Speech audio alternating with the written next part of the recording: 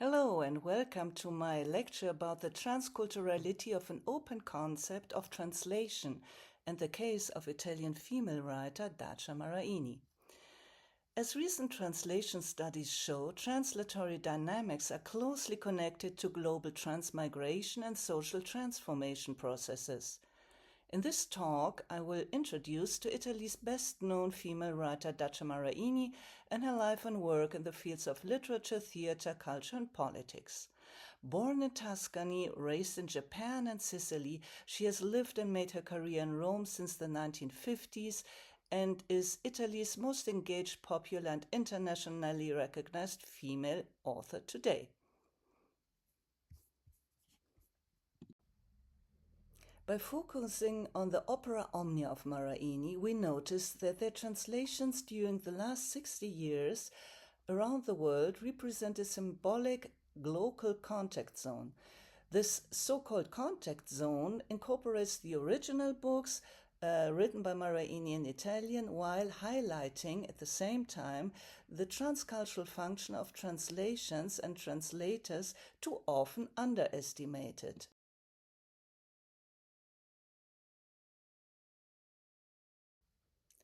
So let's talk about the highly sensitive symbolic contact zones in the sense of Marie-Louise Pratt, as we will see.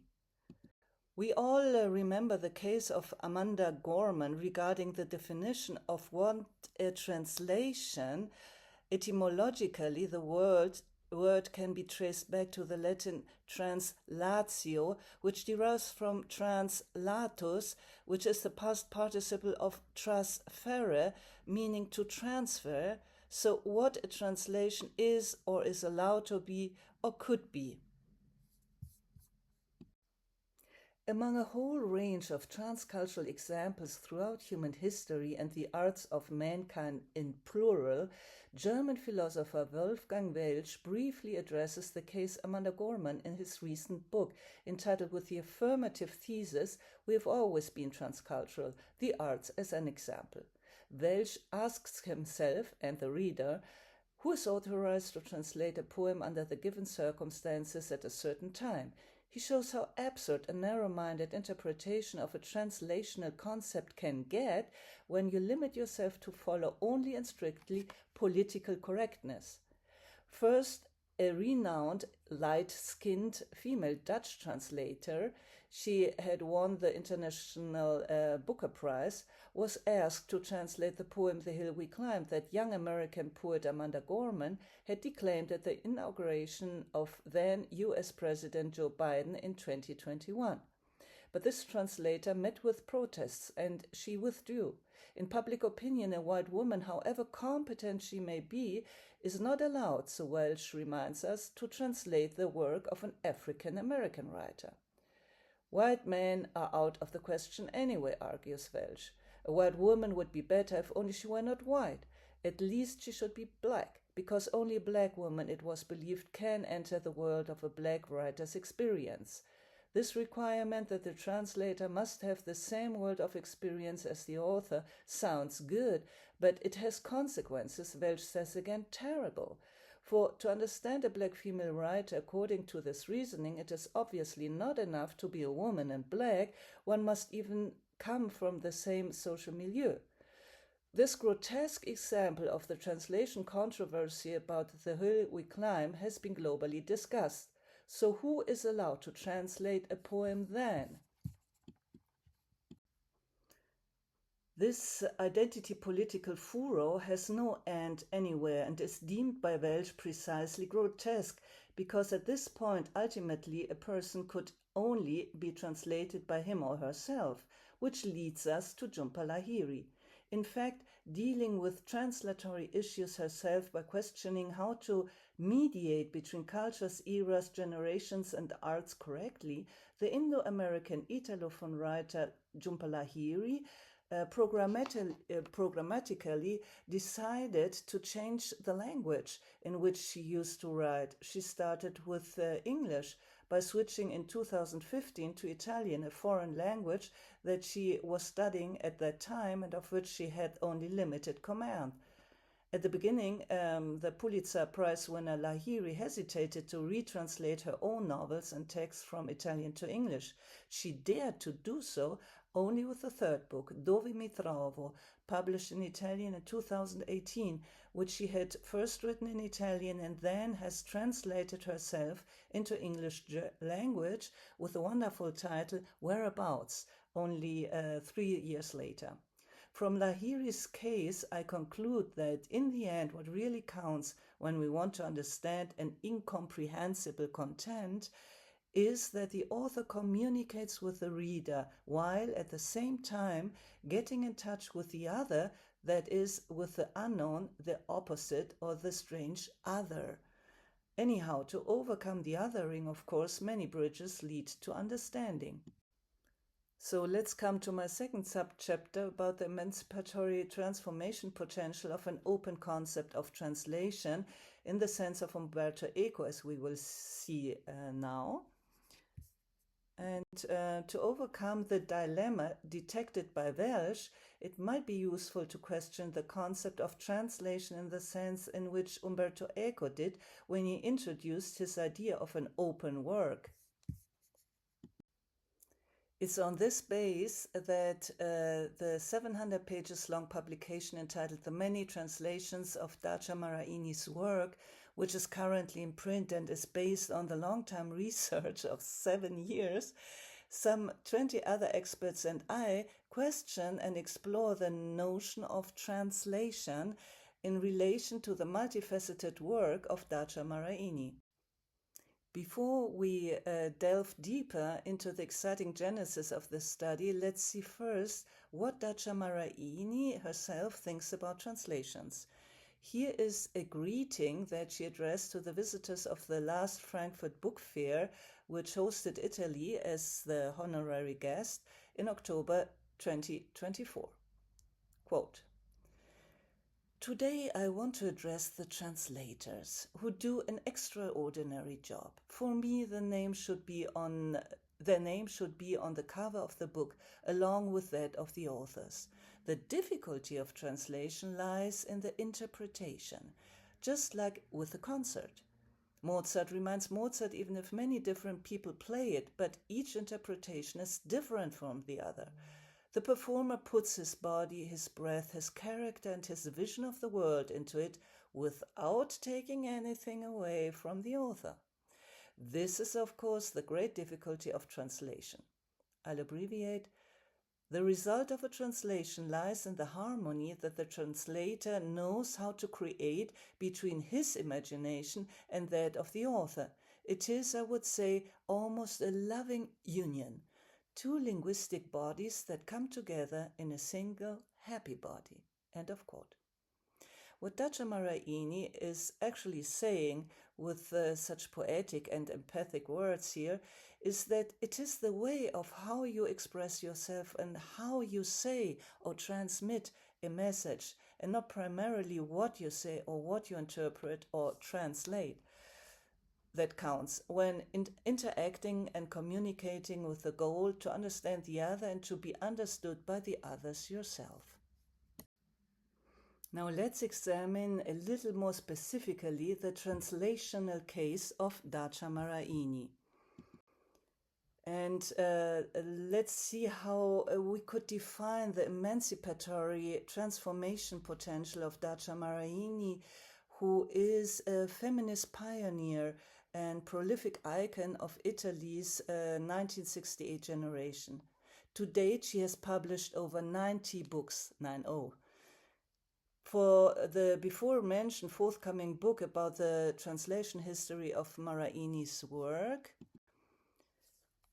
we started actually in 2017 with a symposium in Rome in presence of the author and came after 7 years to the following results. While you skim the slide with the numbers of publications, languages, and cultural spheres in which Maraini's books have been translated so far, know that our miscellaneous literally exploded also in terms of research while we try to apply an open concept, as per Eco, of what a translation is or could be. In fact, Maraini was not only translated in other languages by means of her many novels, poems, and plays, etc., but more than that, Maraini translated also herself. Her work is actually truly based on translating the historical background of the autobiographical experiences made by her family into present times. If we look at what Maraini technically does from the point of view of cultural memory or on the meta level of memory studies. Analogously, she systematically translates patriarchal male worldviews and the male storytelling of the past into female perspective. It is into a matriarchal present in terms of time and into a female code in terms of language formation. Thus, as an author, Maraini serves also as a translator between generations and genealogies, translating and declining also violence, oppression, or destruction into peace, freedom, and reconstruction. All in all, after so many active decades, her multimedia artistic work generates an extraordinarily rich and multi-layered humus, not only of European culture, but she also appears as a bridge builder between Orient and Occident, Japan and Italy, East and West. The statement that every writer is a translator is true in the sense that every writer is naturally in search of bridges between the self and the other, between the own story and that one of the readers, between subjectivity and objectivity, between his or her book and the world out there. So is Dagmar Maraini, who is in constant search of connecting not only herself to the outer world, truly following the 1968 slogan, "The private is public," but also to merge various artistic means and media, topics, and cultural aspects. In this sense, Dagmar Maraini can be considered, as stated before, surely a genuinely European, but actually more precisely a genuinely transcultural author. As a matter of fact, Dagmar Maraini, the most popular living female writer of Italy, did not even speak Italian until the age of 9. Before she turned 2 years old, her parents left Italy with her as a baby in their arms to continue their study and work in Japan. Her 2 younger sisters were born in Japan, where the family was imprisoned for 2 long years under traumatizing conditions, as both parents refused to formally acknowledge the fascistic regime under Benito Mussolini. Only 2 years ago, at the age of 87, Dagmar Maraini published her memories of this terrible period of her life under the autobiographical title My Life, Japan, 1943, Memories of an Italian Girl in a Prison Camp. The first languages that Maraini really spoke were English and Japanese, that is a Kyoto dialect, which she learned while playing outside with friends in the street of Kyoto, where she grew up before the Berlin-Rome-Tokyo axis was formed and World War II broke out. Finally now, let's see how we could reenact the canon. Coming from an intellectual, artistically skilled and engaged family who was used to traveling and relocations, being particularly curious, adventuresome and mobile, from a multi-generational point of view, Dagmar's family history spans 4 generations since a period of over a century now. By now, the female genosociogram of the family of Maraini ranges from the 19th to the 21st century.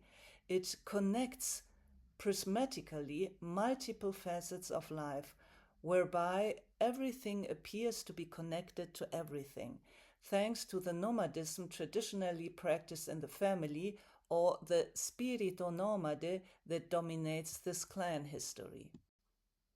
Even if Maraini's family history is, of course, much older than that, under kaleidoscopic transgenerational and transmedia lens, the nomadism traced by Deleuze and Guattari back in 1980 and traditionally practiced in this family, at least for these 4 generations, we clearly spot not only the invisibility of translators and the translational act itself in research, but in view of the general lack of engagement with female literature and female artistic creation through our European history on a macro level, we may pinpoint also the necessity to revisit, reread, and reenact its canon.